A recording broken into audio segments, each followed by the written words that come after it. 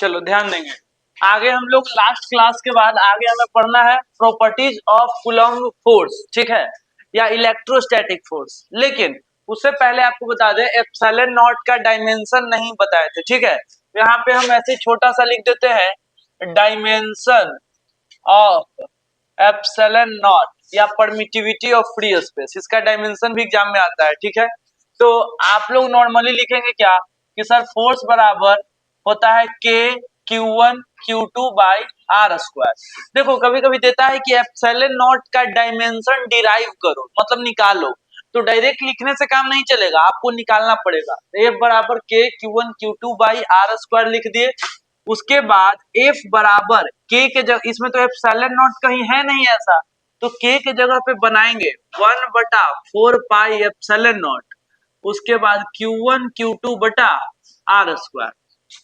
अब इस epsilon not के जगह पे बताओ क्या लिख सकते हैं। एप्सिलॉन नॉट बराबर इधर जाएगा तो इधर हो जाएगा Q1 गुने Q2 बटा 4 पाई, और F यहाँ आ जाएगा 4 पाई आर स्क्वायर, और F इधर आ गया, वही हो गया।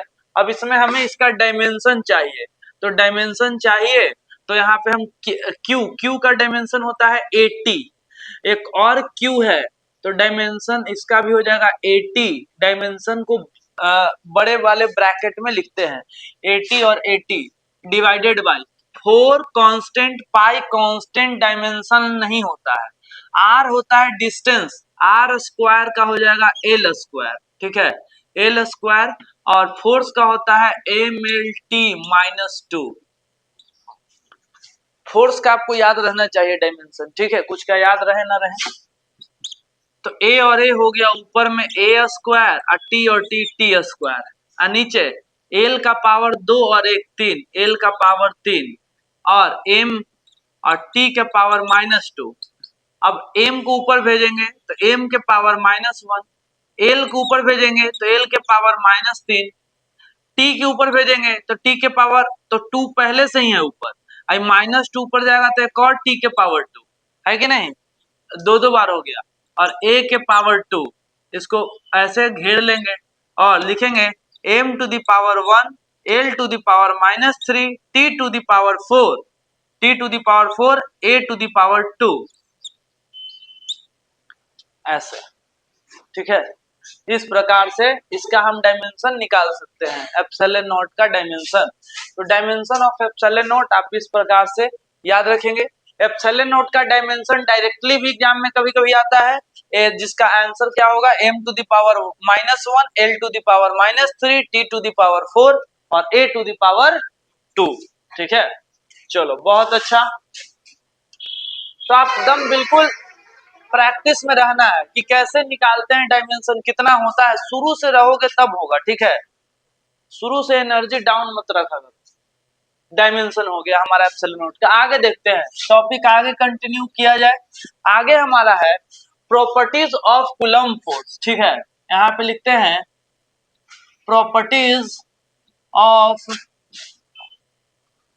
Coulomb force, properties of coulomb force, ठीक है, ध्यान देना। कूलम्ब फोर्स का भाई क्या क्या सा प्रॉपर्टीज है। कूलम्ब फोर्स जानते हो ना, इलेक्ट्रोस्टैटिक फोर्स को कहते हैं। प्रॉपर्टीज ऑफ कूलम्ब फोर्स और electrostatic force, electrostatic force, electrostatic force. अच्छा बताओ इलेक्ट्रोस्टैटिक फोर्स क्या होता है, या कूलम्ब फोर्स क्या होता है?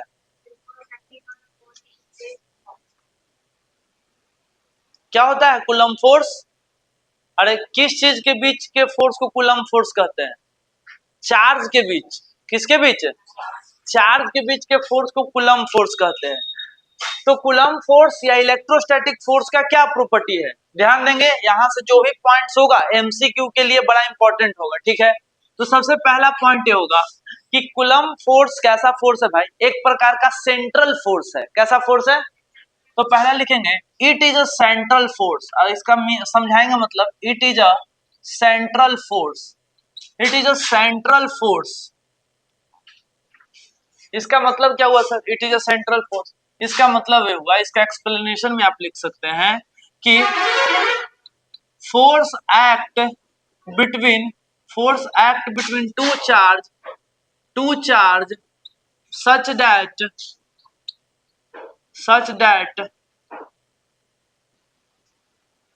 it always act along the line joining. It always act along the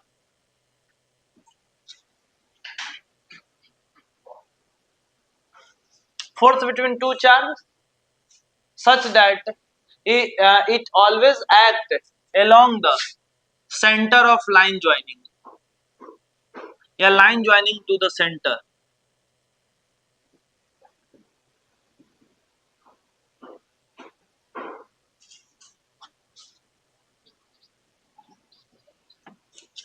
ठीक है, अब इसका मतलब समझेंगे क्या कि एक यहाँ पे चार्ज है Q1, ठीक है, एक यहाँ पे चार्ज है Q2, एक है Q1 एक है Q2, ठीक है, इसको हम Q1 Q2 को नीचे लिख लेते हैं। यहाँ पे हमारा चार्ज है Q1, प्लस माइनस सभी छोड़ दो, बस Q1 है और Q2 है, दो चार्ज है। अब इसका सेंटर ए है और इसका सेंटर ए है, ठीक है, मान लेते हैं। ये सर चार्ज कैसा है, मान लेते हैं प्लस है, ए माइनस है, ठीक है, मान लिए। अब इसका मतलब क्या है सर, इसका मतलब ये है कि जब भी दो चार्ज रखे हुए हैं तो ये प्लस वाला माइनस को अपनी तरफ खींचेगा, तो इसके सेंटर, सुनना ध्यान से, पहले इन दोनों को मिलाओ, इसका सेंटर और इसका सेंटर दोनों को मिलाओ, दोनों के सेंटर को मिला लिए। सुनना, दो चार्ज रखा हुआ है, दोनों को पहले हम सेंटर को मिला लिए, ठीक है। अब पहला चार्ज जब दूसरे चार्ज को खींचेगा ना, तो यही लाइन के सामने खींचेगा, ऐसे खींचेगा, ऐसे फोर्स लगाएगा, ठीक है। और जब ई वाला चार्ज इसको खींचेगा तो यही लाइन के सामने खींचेगा। इसीलिए कहा गया है कि कूलम्ब फोर्स जो है एक प्रकार का कैसा फोर्स है, सेंट्रल फोर्स, सेंटर से सेंटर लगता है, सेंटर के सेंटर सामने सामने लगता है, ठीक है। ऐसा नहीं होगा ना कि खींचेगा तो थोड़ा इन्हें तिरछा खींच रहा है या ऊपर से खींच रहा है, नहीं, पहले का सेंटर दूसरे के सेंटर दम सामने सामने, ठीक है। अच्छा, तो ये समझ में आ गया एकदम क्लियरली। दूसरा देखेंगे, दूसरा कूलम्ब फोर्स एक प्रकार का सेंट्रल फोर्स है। It is a conservative force. जहां पे हम स्टार मार्क लगाते हैं, समझना आपका बोर्ड्स एग्जाम में वो चीज पूछा गया है, ठीक है।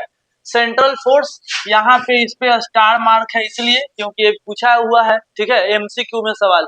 Coulomb force is a type of, आपको ऑप्शन दिया हुआ रहेगा, वहां पे आपको टिक करना रहेगा सेंट्रल फोर्स, ठीक है। Coulomb force is a conservative force, ठीक है।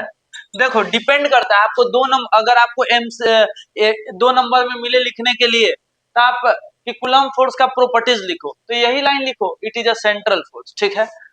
फिर it is a conservative force, लेकिन लगे कि नहीं एक्सप्लेनेशन भी लिखना है, तब आप ये सब लिख सकते हैं, डायग्राम भी बना सकते हैं, ठीक है, क्लियर। चलो, it is a conservative force. अब बात रहा इसको समझना, इसमें 11th क्लास का थोड़ा सा फंडा है, ठीक है। कंजर्वेटिव फोर्स का क्या मतलब होता है सर, कंजर्वेटिव फोर्स का मतलब है, देखो ध्यान देना, पहले किसी को पता है कंजर्वेटिव फोर्स किसे कहते हैं, क्या होता है, हर एक सिचुएशन में बैलेंस है। नहीं, कंजर्वेटिव फोर्स कहते हैं ऐसा फोर्स जिसका वर्क डन पाथ पे डिपेंड नहीं करता है। साफ शब्दों में बोले, ऐसा फोर्स जिसका वर्क डन पाथ पे डिपेंड नहीं करता है। आपको ये बात समझ में आए नहीं आए कोई दिक्कत नहीं है, हम समझा देंगे। पहले जो स्टेटमेंट है हम इसको लिख लेते हैं, कंजर्वेटिव फोर्स, तो लिखेंगे कि वर्क डन, इसका मतलब क्या हुआ सर, वर्क डन बाय, आप लोग लिखते भी चलेंगे थोड़ा थोड़ा, ठीक है, ताकि हम थोड़ा सा बोर्ड क्लीन कर सके जल्दी में। Work done by electrostatic force, work done by electrostatic force does not depends on path.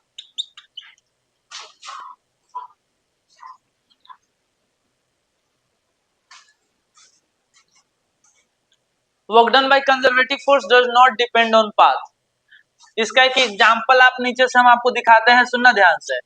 हम दो को केस लेते हैं, ध्यान देना, यहाँ पे केस 1, एक यहाँ पे प्लस चार्ज रखे हुए हैं, या यहाँ इसका एग्जाम्पल ऊपर लिखते हैं इधर साइड में, यहाँ हो जाएगा, हो जाना चाहिए, वैसे ध्यान देना।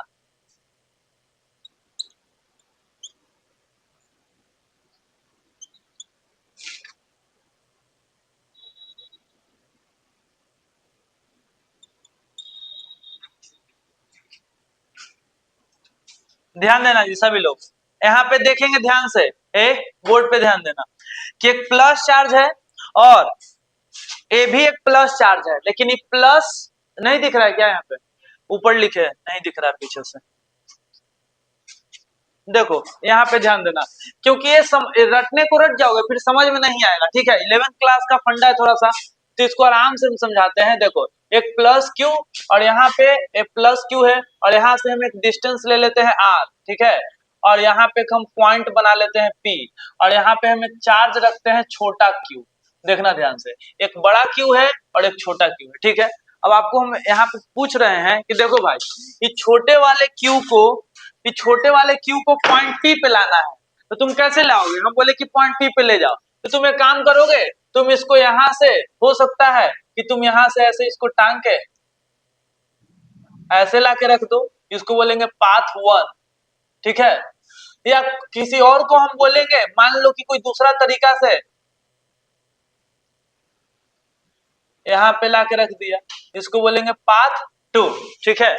चार्ज को यहाँ से यहाँ ला के रखना था, ठीक है।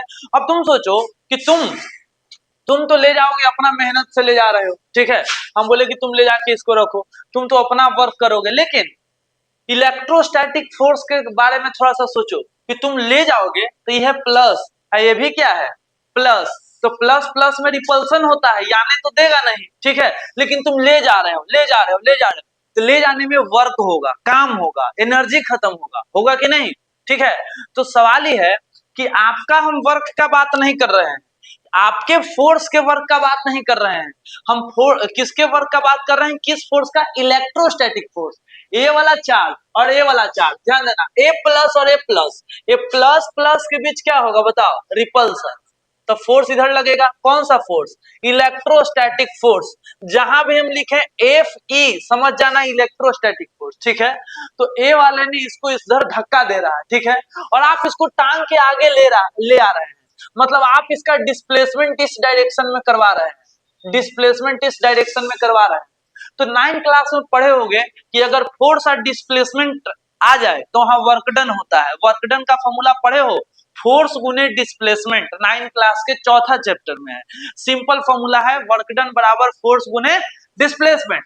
तो देखो इसने इस पे फोर्स लगाया इस डायरेक्शन में, डिस्प्लेसमेंट हो रहा है इधर, तो भाई वर्क तो होगा ही, गारंटी है। तो हम इसको दो रास्ता से लेके आए, एक रास्ता नंबर 1, एक रास्ता नंबर 2, और हम यह देखने का कोशिश किए कि भाई वर्क किस में ज्यादा हुआ।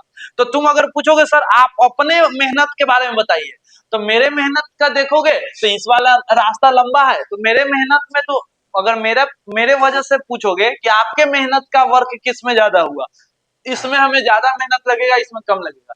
लेकिन इलेक्ट्रोस्टैटिक फोर्स से पूछोगे कि भाई तुम किस में ज्यादा वर्क किए, तो बोलेगा कि हम दोनों में बराबर वर्क किए, ठीक है। Work done by path 1 is equal to work done by path 2। समझ में आया? इलेक्ट्रोस्टैटिक फोर्स द्वारा किया गया वर्क डन रास्ते पे डिपेंड नहीं करता है। तो आप इस चार्ज को यहां से यहां ले आओ, चाहे यहां से यहां ले आओ, अलग रास्ता से, दोनों रास्ता में वर्क डन क्या होगा, इक्वल होगा, ठीक है। इसीलिए इसको कंजर्वेटिव फोर्स कहा जाता है, ठीक है। इस पे भी स्टार मार्क हम लगा दिए हैं आपको। और तीसरा पॉइंट क्या ध्यान देंगे, it follow action reaction pair, it follow Newton third law लिख लेते हैं, it follow Newton third law.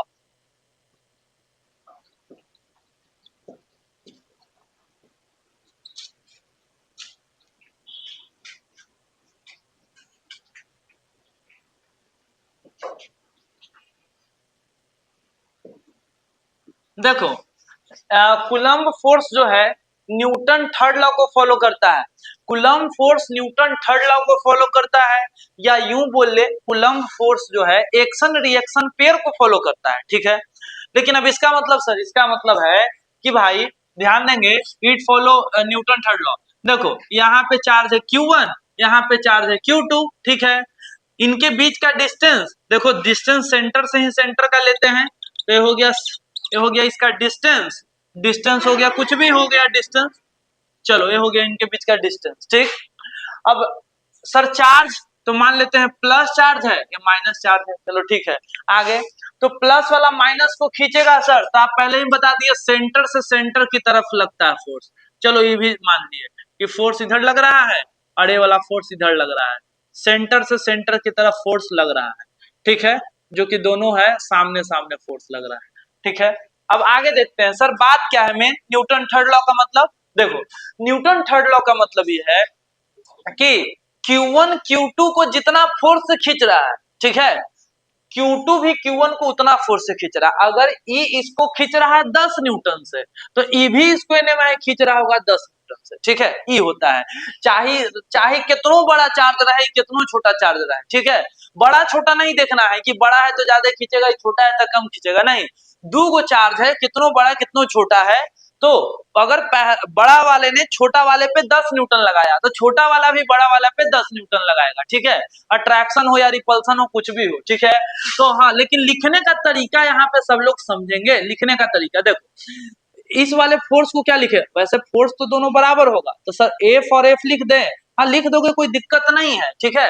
लेकिन थोड़ा एग्जाम के पॉइंट ऑफ व्यू से लिखते हैं, थोड़ा फिजिक्स के पॉइंट ऑफ व्यू से लिखते हैं। इसको बोलते हैं force on two due to one, इसको बोलते हैं F21, क्या बोलते हैं, और इसको बोलते हैं force on one, force on one due to two, ठीक है। ऐसे यानी कि फोर्स लग रहा है 1 पे, लगाने वाला है 2, इस फोर्स लग रहा है 2 पे, लगाने वाला है 1, और नीचे लिख देंगे कि इतना ही नहीं सर, हम जानते हैं F12 वाला फोर्स और F21 वाला फोर्स दोनों क्या है, आपस में इक्वल है, क्योंकि एक है एक्शन और दूसरा है रिएक्शन, ठीक है। एक्शन और रिएक्शन बराबर होता है, ठीक है। एक बात बताओ कि दोनों एक ही डायरेक्शन में है कि अलग अलग डायरेक्शन में है? आंध्रो आदमी बोलेगा कि अपोजिट डायरेक्शन में, एगो इधर जा रहा है, एगो इधर जा रहा है, ठीक है। कौन ही सेम डायरेक्शन, इसको सेम डायरेक्शन कहते हैं क्या, है? तो अरे भाई, जिसको आंख बंद कर लो, अगर हम बोलेंगे तो यो कोई बता देगा कि अपोजिट की बात कर रहे हैं, एक प्लस है एक माइनस है, आंख बंद करके सोचो, एक प्लस एक माइनस है, प्लस वाला माइनस कोई नहीं खींच रहा होगा, माइनस वाला प्लस कोई नहीं खींच रहा होगा, बिना देखे बता दिए कि अपोजिट डायरेक्शन, ठीक है। तो इसमें देखो के लोग नहीं, अपोजिट डायरेक्शन होगा ना, क्या होगा, अपोजिट डायरेक्शन, तो ध्यान तो देखने में सेम डायरेक्शन लग रहा है,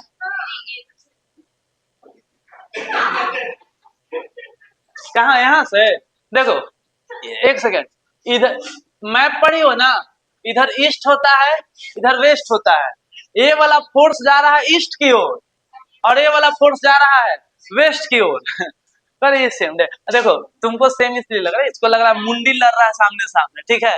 तो एक दूसरे के सामने सामने आ रहे हैं, ठीक है, वो नहीं, हम एक एक का डायरेक्शन पूछ रहे थे, दोनों का डायरेक्शन अलग अलग, ठीक है। तो ये थोड़ा सा कंफ्यूजन हो गया, अलग बात है। खैर आगे देखते हैं,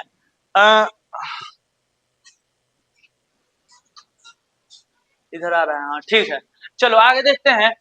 तो आपको देखो ध्यान से, यहाँ पे बहुत लोग गलती कर देते हैं और एग्जाम में यहाँ से सवाल भी पूछा गया है, अगर आपको ऐसे पूछे वैल्यू देके तब तो ऐसे लगाओ, लेकिन अगर वेक्टर का साइन दे दे आपसे, ध्यान देना, ऐसे ध्यान देना, अगर F12 आप वेक्टर का साइन दे दे और F21 आप वेक्टर का साइन दे दे, ठीक है, और बोले कि बराबर है, बोलना कि नहीं बराबर ऐसे नहीं है, ई है, लेकिन ई काहे नहीं है सर, ई इसलिए नहीं है क्योंकि वेक्टर देने से आप डायरेक्शन का भी बात करने लगे, ठीक है। हम ये मानते हैं कि दोनों का वैल्यू सेम है, लेकिन दोनों का डायरेक्शन तो सेम नहीं ना है, तो इसीलिए ये बराबर नहीं है। तो सर क्या करना पड़ेगा, किसी एक में इधर या इधर आपको माइनस लगाना पड़ेगा, क्या लगाना पड़ेगा, और इसे लिखोगे तो ठीक है, अगर वेक्टर लगा के लिखना है तो दोनों में से कोई एक तरफ क्या लगाना पड़ेगा। अब माइनस हटा दिए तो गलत हो गया, माइनस अगर नहीं है तो गलत हो गया, ठीक है, तो आपको माइनस लगाना पड़ेगा, सॉरी माइनस किस लिए लगाते हैं बताओ, दोनों के डायरेक्शन उल्टा है इसीलिए क्या लगाते हैं, माइनस। ठीक है, एरो ऐसे ऐसे, देखो देखो देखो, वेक्टर पढ़ी हो कभी, हाँ वेक्टर पढ़ी हो तो कभी भी ये वेक्टर का रिप्रेजेंटेशन है, वेक्टर कोई भी वेक्टर हो हम उसका एरो जनरली ऐसे ही बनाते हैं, ठीक है। हाँ हाँ, लेकिन रिप्रेजेंटेशन में उल्टा एरो नहीं बनाते, जैसे एक्सेलरेशन वेक्टर रिप्रेजेंटेशन है, इसको ऐसे नहीं लिखते हैं, जनरली ऐसे ही लिखते हैं, ठीक है। खैर, it follow Newton third law और एक्शन रिएक्शन पेयर। देखो आप किताब में पढ़ो या जनरली लोग बताते हैं तो आपको 3.3 सेकंड में लिखा जाएगा, ठीक है। पहला सेंट्रल फोर्स, दूसरा कंजर्वेटिव फोर्स, तीसरा फॉलो न्यूटन थर्ड लॉ। अब यही रटते चलो, ठीक है। लेकिन जब आप एक बार समझेंगे डिटेल में तो आप उसको अच्छे से लिख भी सकते हैं, ठीक है। तो 3 पॉइंट्स हम आपको यहाँ पे बताएं, इधर मिटाएंगे।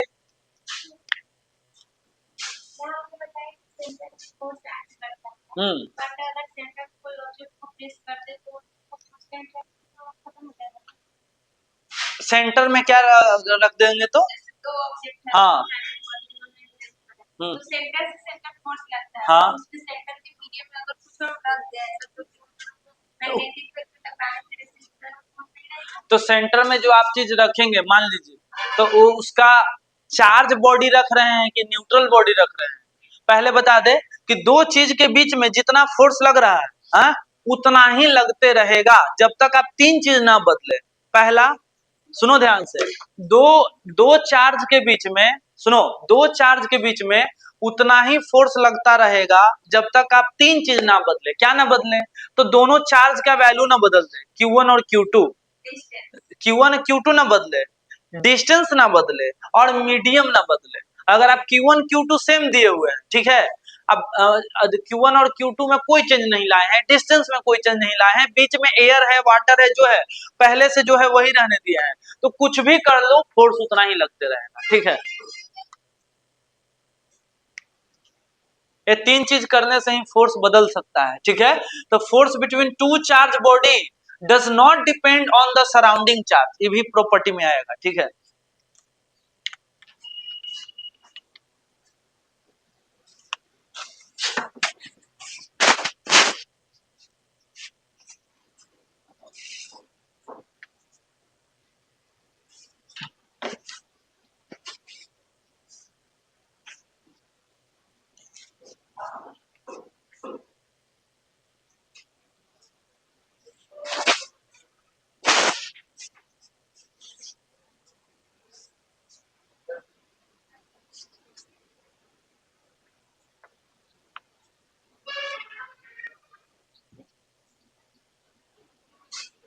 तीसरा हो गया, चलो चौथा पे ध्यान देंगे। चौथा पे देखो, चौथा पे ध्यान देंगे, सुनना ध्यान से, इस मार्कर को ऐसे पकड़ना, ऐसे पकड़ो, एक मिनट। हाँ देखो, ये मान के चलो ये दो, ये मान के चलो ये एक Q1 चार्ज है Q2 चार्ज है, दोनों को यहाँ पे हम रखे हुए हैं, ठीक है। ध्यान देना, ये चार्ज है 10 कूलम का, ये चार्ज है 20 कूलम का, और दोनों के यहाँ पे रखे हुए हैं, और दोनों के बीच में 100 न्यूटन का फोर्स लग रहा है। ये इसको खींच रहा है 100 न्यूटन से और ये इसको खींच रहा है 100 न्यूटन से, ठीक है। अब इसके बीच में ध्यान देना, इसके बीच में एक थर्ड बॉडी आया, उसको उसको इधर ऊपर थोड़ा सा रखो, ठीक है। हाँ यहाँ पे मान लिए कि हम ऊपर रखे, ये तीसरा बॉडी यहाँ पे रखे, पहले वो ऐसी नहीं था लेकिन इसके अगल बगल ए आ गया और ये भी है 100 कूलम का, ठीक है, या 200 कूलम का, जितना भी है। अब इसमें ध्यान हमें ये देना है, हम पूछे कि दोनों के बीच में फोर्स पहले जितना लगेगा कि पहले से बदल जाएगा। पहले ए इसको खींच रहा था 100 से, ए इसको खींच रहा था 100 से, जब खाली ई दोनों था, लेकिन जब ये तीसरा आ गया बीच में ए वाला चार्ज, ठीक है, तो अब इन दोनों के बीच में जो पहले लग रहा था फोर्स उतना ही लगेगा कि बदल जाएगा। बताओ जल्दी से, बोलो जल्दी, क्या लगता है, जो भी सही गलत लगता है बताओ। हाँ एक सेकेंड, फोर्स का फॉर्मूला क्या होता है बताओ तो, दो बॉडी के बीच में फोर्स का फॉर्मूला वो नहीं, वो नहीं, कुलम फोर्स का फॉर्मूला बताओ, तुम बताओगे। अरे उससे पूछे हैं, बोलो। अब के बोलेगा, के घर छूट गया। अरे के Q1 Q2 by R square, ठीक है, पूरा फॉर्मूला बोला करो। तो दो बॉडी के बीच में तीसरा लाने से के तो कांस्टेंट है वो नहीं बदला, Q1 Q2 नहीं बदला, उतना का उतना है, हमने थोड़ी चेंज किया। ये 10 कूलम भी 20 कूलम, 10 और 20 अभी भी है, दोनों के बीच का दूरी हमने नहीं बदला, दूरी जितना पे रखे हुए थे अभी भी उतना पे रखे हुए हैं।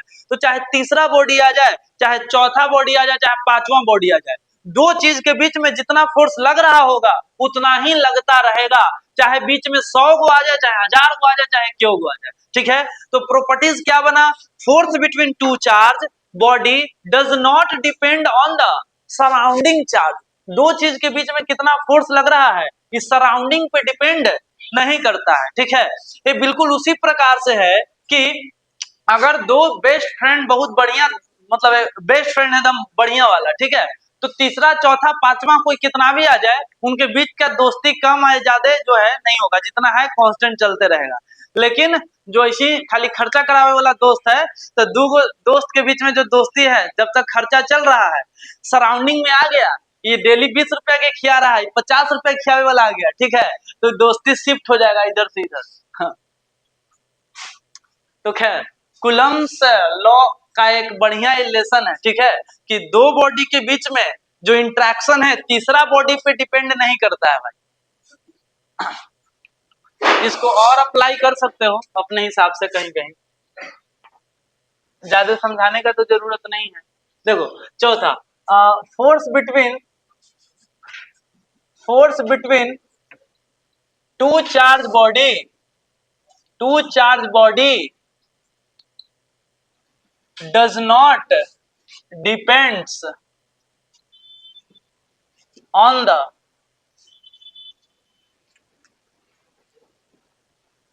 other charge body।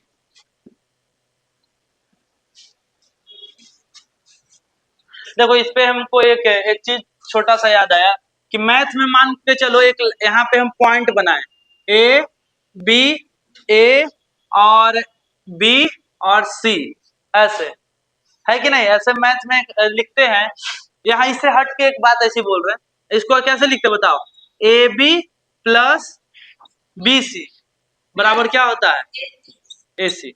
इसमें इसमें बेसिकली बातें होता है कि बी बेचारा वो आदमी था जो बी का दोस्ती ए से था और बी का दोस्ती सी से था, तो बी ने ए बी और ए बी सी, यानी कि बी ने क्या किया, देखो ए बी और बी सी मिला तो बी ही हट गया, ए सी बन गया। इसका मतलब ये होता है कि बी ही वो बंदा था जो ए को जानता था, जो सी को जानता था, और जब दोनों को मिलाया तो ए और बी ही, ए और क्या हो गया, ए और सी, बी को ही भगा दिया बीच में से। ठीक है, ये मैथमेटिक्स का इमोशन है थोड़ा सा। Force between two charge body does not depend on the other charge body. ठीक है, यहां पे हम लिखेंगे Q1 Q2, Q1 Q2 के बीच में अगर R डिस्टेंस है, ध्यान देना यहाँ पे आवाज नहीं, Q1 Q2 के बीच में R डिस्टेंस है और इनके अगल बगल, ध्यान देना अगल बगल हम मान के चलते हैं एयर है, अगल बगल क्या है, एयर। हम आपको पहले भी बता दिए तीन चीज नहीं बदलोगे तब फोर्स नहीं बदलेगा, पहला मीडियम, दूसरा Q1 Q2 का वैल्यू जितना पहले से है, और तीसरा दोनों के बीच का डिस्टेंस। ठीक है, ये तीन चीज नहीं बदलोगे तब फोर्स उतना रहेगा। हाँ, हम बोलेंगे इन दोनों के बीच में अगर फोर्स लग रहा है, मान के चलो कि जितना भी लग रहा है, 100 न्यूटन का एग्जाम्पल लिए थे, तो यहाँ पे 100 ये सब नहीं लिखेंगे, खाली ऐसे दिखा देंगे कि अगर फोर्स लग रहा है F तो ये भी F।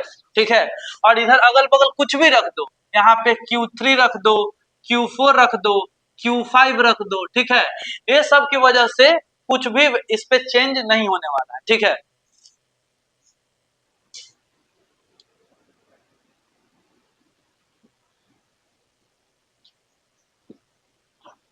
force will be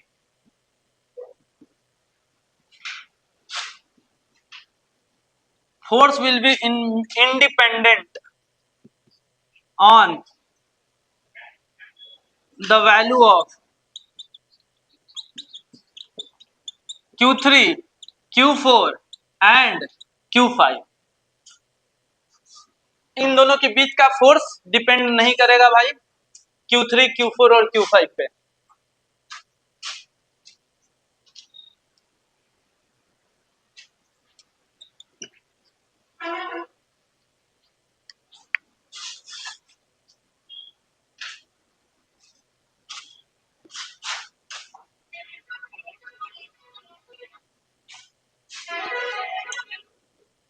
सबसे इंपॉर्टेंट बात, आप एक बात का ध्यान देना, जब भी हम चार्ज बना रहे हैं तो एक गोल बॉडी बना रहे हैं, कभी भी हम ऐसा नहीं बना रहे हैं, देखो ऐसा, या हम कभी भी ऐसा या ऐसा नहीं बना रहे हैं, ठीक है। जब भी हम शेप बना रहे हैं तो स्फेयर बना रहे हैं, ठीक है।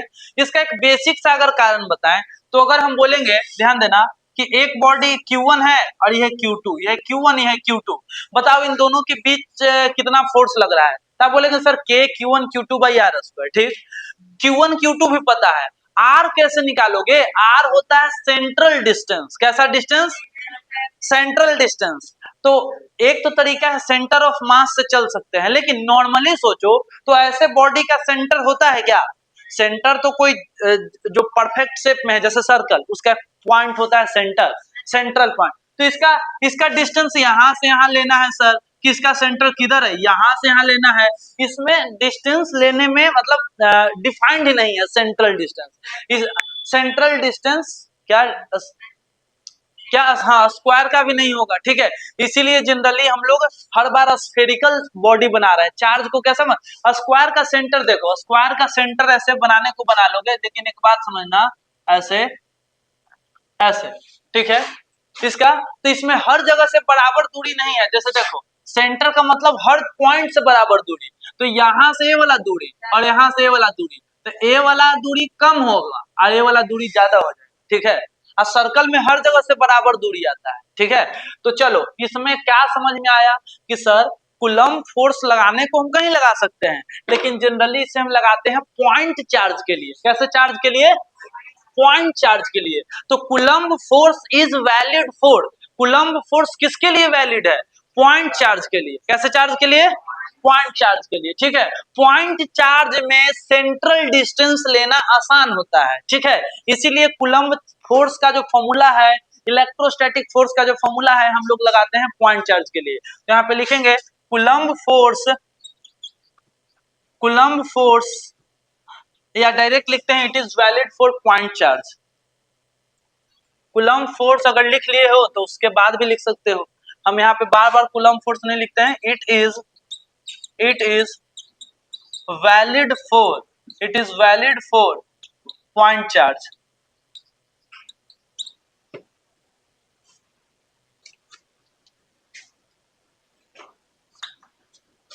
ऐसा क्यों सर, तो लिख देंगे कि for irregular body central distance are not defined, यहाँ पे लिखेंगे फॉर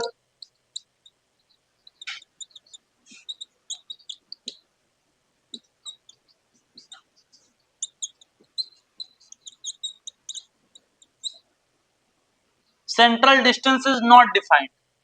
अगर हम सेंटर ऑफ मास कंसीडर ना करें तब, for irregular body central distance is not defined.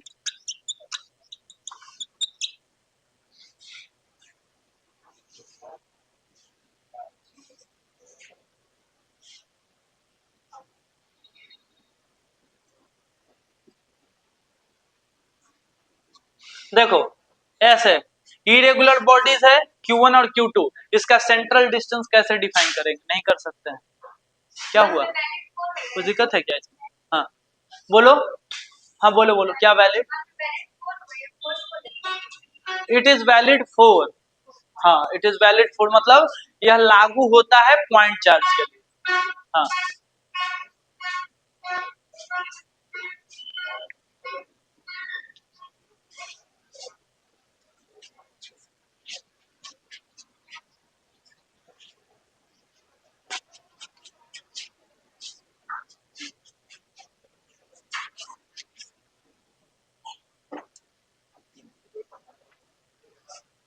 चलो इधर मिटा रहे हैं, बात नहीं बाबू, ध्यान दो इधर।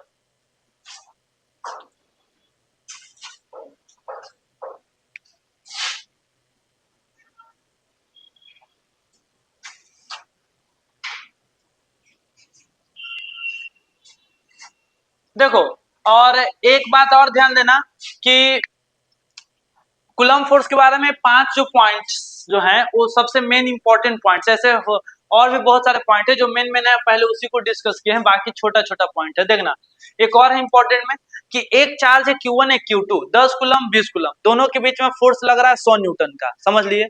अब सुनना ध्यान से, भी दोनों के बीच में क्या है बताओ, तो तुम बताओ दोनों के बीच में क्या है, तुम बताओगे दोनों के बीच में भी क्या है? हाँ, दोनों के बीच में ये चार्ज और इस चार्ज के बीच में क्या है? इस चार्ज के बीच में, अच्छा मीडियम हम पूछ रहे हैं, क्या मीडियम? दोनों चार्ज के बीच में कौन सा मीडियम है बताओ तो तुम? एयर है ना। दोनों चार्ज के बीच में क्या है?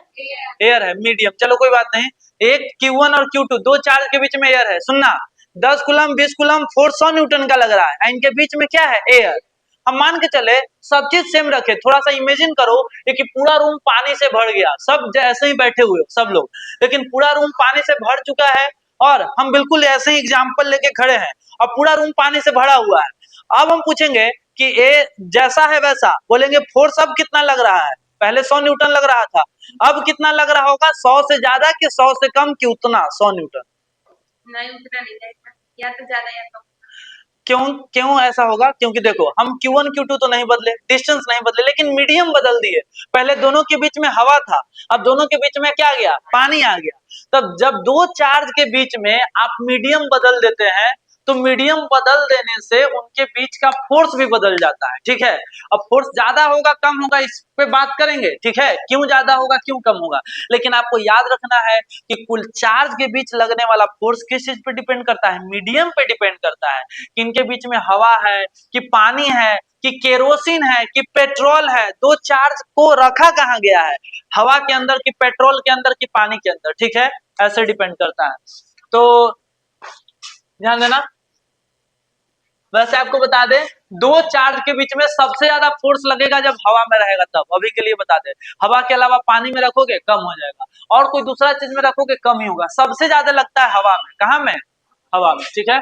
हाँ, एयर या वैक्यूम कंसीडर करके चलते हैं, ही वैक्यूम में सबसे ज्यादा होगा फिर एयर, ठीक है। एयर और वैक्यूम सेम नहीं होता है, डिफरेंस है, थोड़ा सा डिफरेंस है, ठीक है।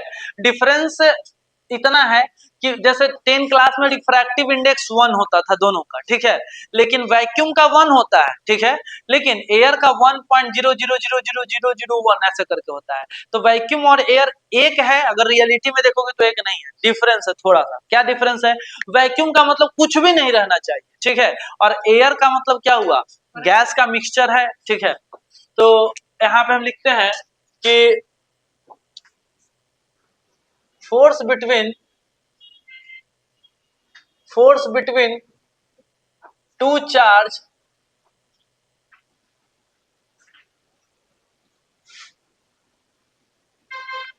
Depends on the medium between them, medium between them.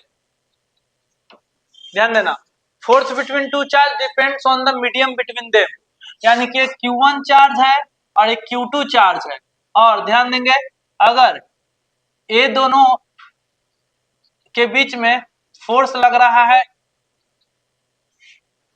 F, ठीक है, और इनके बीच में मान लेते हैं अभी एयर है, अभी कुछ नहीं दिखा रहा है, जनरली ऐसे लिख देते हैं कि एयर है, इन दोनों के बीच में एयर है, ठीक है, तब फोर्स लग रहा है F। यही चार्ज है Q1 और यही चार्ज है Q2, अगर इनके बीच में हम वाटर ऐड कर दें, वाटर, तो फोर्स जो है बदल जाएगा, F से हो जाएगा F डैश, F से हो जाएगा F डैश। देखो फोर्स बदल गया, पहले F था अब हो गया F डैश। हाँ, डिस्टेंस वगैरह हम कुछ चेंज नहीं किए, लेकिन फिर भी मीडियम बदलने से फोर्स बदल गया। तो force between two charge depends on the medium between them, दो चार्ज के बीच में जो फोर्स है डिपेंड करता है उनके बीच में क्या मीडियम है क्या नहीं, इस चीज से।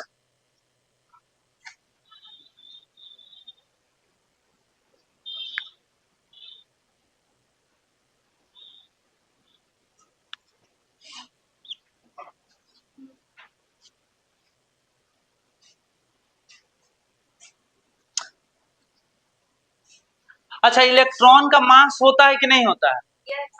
होता है। चार्ज होता है कि नहीं इलेक्ट्रॉन का? चार्ज भी होता है, मास भी होता है। तो अगर दो इलेक्ट्रॉन हम सामने सामने रख दें तो उनके बीच कौन कौन फोर्स लगेगा ये बताओ बस। एक इलेक्ट्रॉन और दो इलेक्ट्रॉन हम सामने सामने रख दिए, एक इलेक्ट्रॉन और एक और इलेक्ट्रॉन, दो इलेक्ट्रॉन रख दिए, तो इनके बीच में कौन कौन सा फोर्स लगेगा? फोर्स का नाम बताना है, कौन कौन सा फोर्स? कौन सा रिपल्सन करेगा? तो इलेक्ट्रोस्टैटिक फोर्स, ठीक है। और दो इलेक्ट्रॉन है, इसके दोनों के पास अपना अपना चार्ज है Q, दोनों के पास चार्ज है और दोनों के पास मास भी है, दोनों के पास मास भी है। तो दोनों के बीच दो प्रकार का फोर्स लगेगा। पहला फोर्स लगेगा वो है चार्ज के बीच लगने वाला फोर्स को कहते हैं इलेक्ट्रोस्टैटिक फोर्स, चार्ज के बीच। तो ये इलेक्ट्रॉन इस इलेक्ट्रॉन को धक्का देगा और ये इलेक्ट्रॉन इस इलेक्ट्रॉन का धक्का देगा। किस फोर्स से धक्का देगा बताओ? इलेक्ट्रोस्टैटिक फोर्स से, इलेक्ट्रोस्टैटिक फोर्स से, ठीक है। और इनके बीच का डिस्टेंस वगैरह कुछ मत बताओ, ठीक है। यही दो इलेक्ट्रॉन है जो एक दूसरे को खींचेंगे भी, ठीक है, एक दूसरे को खींचेंगे भी। ए इलेक्ट्रॉन आपको याद है 9 क्लास का वो फॉर्मूला ग्रेविटेशन वाला, या 11th क्लास का फॉर्मूला कि दो बॉडी के बीच में जो M1 और M2 G M1 M2 by R square, दो बॉडी है तो उनके बीच में ग्रेविटेशनल फोर्स हमेशा अट्रैक्शन वाला लगता है, ठीक है। और उसका फॉर्मूला होता है G M1 M2 by R square. तो बताओ दूसरा फोर्स क्या लगेगा? कि दो इलेक्ट्रॉन है ऐसे रखे हुए आर डिस्टेंस पे, तो एक तो चलो चार्ज की वजह से रिपल्सन हुआ, अब ग्रेविटी एक दूसरे को खींचेगा, ये इसको खींचेगा अपनी तरफ ग्रेविटेशनल फोर्स से, ये इसको खींचेगा अपनी तरफ ग्रेविटेशनल फोर्स से। ग्रेविटेशनल फोर्स को हम लिख रहे हैं एफ जी, ग्रेविटेशनल फोर्स को लिख रहे हैं हम एफ जी। तो आपको बस ये बताना है कि भाई बड़ा फोर्स कौन है, ज्यादा फोर्स कौन लग रहा है, कि धक्का देने वाला ज्यादा फोर्स लग रहा है कि अट्रैक्शन वाला ज्यादा फोर्स लग रहा है? मतलब इलेक्ट्रोस्टैटिक फोर्स ज्यादा है कि ग्रेविटेशनल फोर्स ज्यादा है, बस इसका जवाब देना है आपको, ठीक है। हाँ, इलेक्ट्रोस्टैटिक फोर्स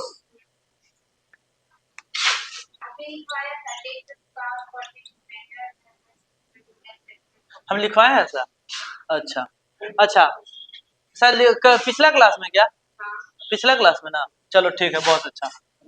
हाँ चलो, तो वही वाला प्रॉपर्टी यहाँ पे है, ध्यान देना कि दो इलेक्ट्रॉन के 10⁻42 लिखवाए थे कि 43, ये देखो तो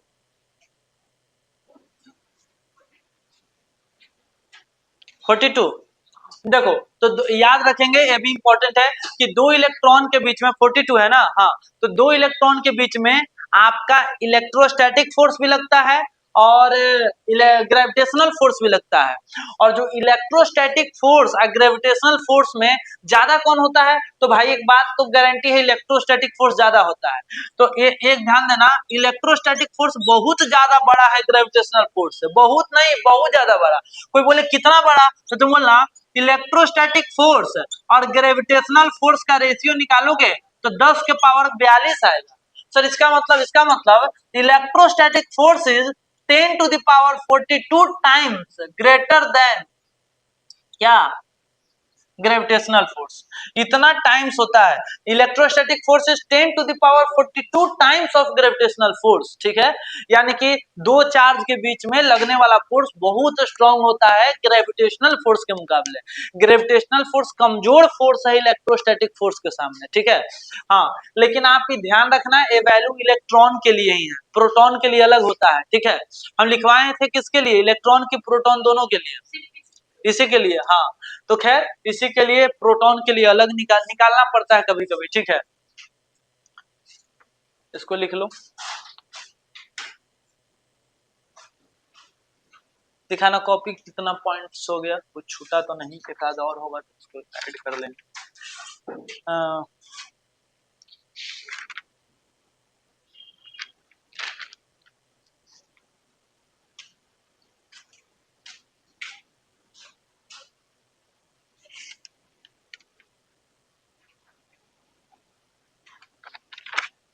चलो इतना इनफ है, लिखेंगे ये वाला लिख लो।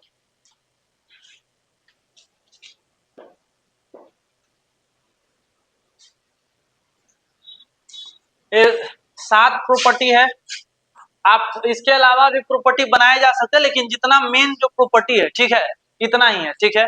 और इसके बाद नेक्स्ट क्लास का होमवर्क यही है, आपको ये सातों प्रॉपर्टी याद होना चाहिए, ठीक है। हम पूछेंगे, आपको सातों के सातों प्रॉपर्टी याद रहना चाहिए। कम से कम ये जो फर्स्ट लाइन सभी का है वो तो एकदम पता होना चाहिए। इलेक्ट्रोस्टैटिक फोर्स का जितना भी प्रॉपर्टीज है, और उससे पहले जो कूलम्ब्स लॉ है, ये दोनों याद करके आना है और रिवाइज करके आना अच्छे से। नेक्स्ट क्लास में हम इसका कुछ प्रॉपर्टी अगर रहेगा उसको डिस्कस कर लेंगे, फिर Coulomb's law in vector form और भी टॉपिक आगे कंटिन्यू करेंगे। आज के लिए इतना ही।